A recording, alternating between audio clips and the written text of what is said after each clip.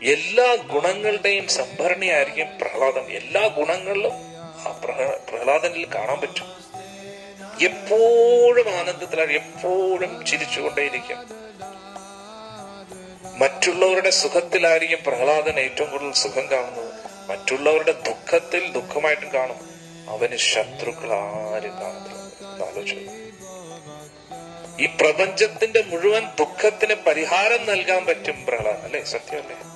പ്രഹ്ലാദൻ പോലൊരു ഭക്തൻ വന്നില്ലായിരുന്നുവെങ്കിൽ നരസിംഹസ്വാമി വരുമോ? ഇല്ല.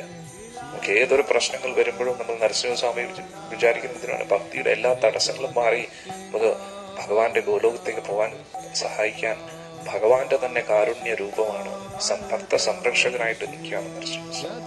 അതുകൊണ്ട് ഇവിടെ പറയുന്നു, ത്രിലോകങ്ങളുടെയും ക്ലേശങ്ങൾ, ദുഃഖങ്ങൾ അകറ്റാൻ കഴിയും പ്രഹ്ലാദന് എന്ന് പറയുന്നു.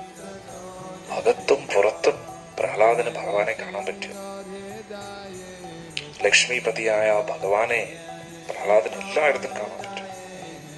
പൊതുവെ ഭഗവാൻ ഭക്തർക്ക് ഇഷ്ടമുള്ള രൂപം അനുസരിച്ചാണ്, ഇഷ്ടമുള്ള രീതിയിലാണ് രൂപം എടുക്കുന്നത്. ഭഗവാന്റെ ആ സുന്ദര മകരകുണ്ടലങ്ങൾ കൊണ്ട് അലങ്കരിക്കപ്പെട്ട ആ കവിളോടുകൂടി ഭഗവാനെ കാണാൻ പറ്റും.